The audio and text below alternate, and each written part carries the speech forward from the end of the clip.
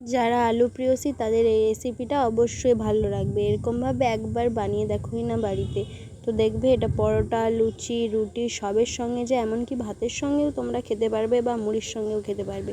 তো অবশ্যই বাড়িতে একবার ট্রাই করে দেখো। তো দেখে নাও রেসিপিটা। প্রথমে আমি কড়াইতে তেল দিয়েছি, দিয়ে গুটু গুটু করে কেটে রাখা আলুগুলো লবণ ও হলুদ দিয়ে ভেজে নেব ভালো করে লাল লাল করে ভেজে নেব।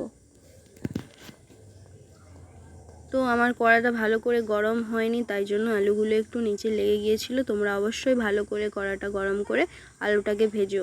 তো আলুটা ভাজা হয়ে গেলে দেখো এমনভাবে, তারপর একটা কড়াইতে আবারও একটু তেল দেব খানিকটা, দিয়ে ফোড়নে দেব শুকনো লঙ্কা, গোটা গরম মশলা ও একটুখানি পাঁচ ফোড়ন, 1 চিমটের মতো বা 1 চামচের মতো।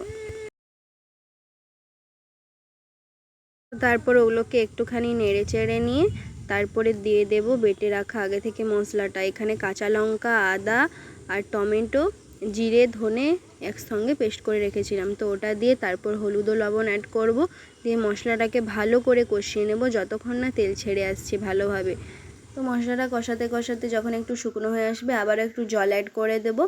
জল অ্যাড করে দেওয়ার পর আবারও ভালো করে কষিয়ে নেব। তো দেখো কষাতে কষাতে যখন মশলাটা একটু জল শুকিয়ে শুকনো হয়ে তেল ছেড়ে আসবে, তখন ভেজে রাখা আলুটা ওতে দিয়ে দেব। আলুটা দিয়ে ভালো করে নেড়ে চেড়ে মশলাটাকে আলুর সঙ্গে মিশিয়ে নেব। তারপর মশলাটাকে আলুর সঙ্গে মিশিয়ে খানিকক্ষণ কষানোর পরে আগে থেকে ফেটিয়ে রাখা টক দইটা ওতে অ্যাড করে দেব। তো টক দইটা দেওয়ার পর আবারও ভালো করে নেড়ে চেড়ে কষিয়ে নেব খানিকক্ষণ।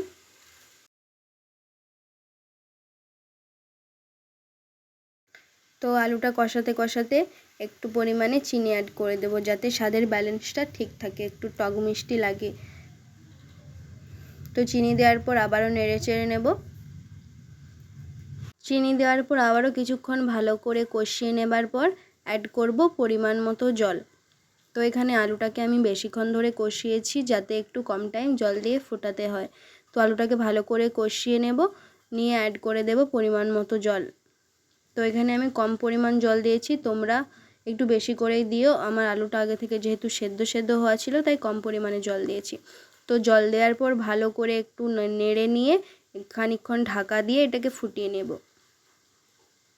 তো ফুটিয়ে নিয়ে এই পর্যায়ে জল শুকনো শুকনো হয়ে এলে দেখবে আলুটা সিদ্ধ হয়েছে কেন নাকি। তারপরে একটু নেড়ে চেড়ে গ্যাসের ফ্লেম অফ করে দিলেই রেডি আমাদের আলুর চচ্চড়ি বা আলুর রেসিপি। তো নিরামিষের দিনে তোমরা বাড়িতে এটা অবশ্যই ট্রাই করো, খেতে দুর্দান্ত হয়। আর জানিও কমেন্টে কেমন হয়েছে। আবার একটা নতুন ভিডিও নিয়ে পরের দিন দেখা হচ্ছে। আজকের মতো টাটা।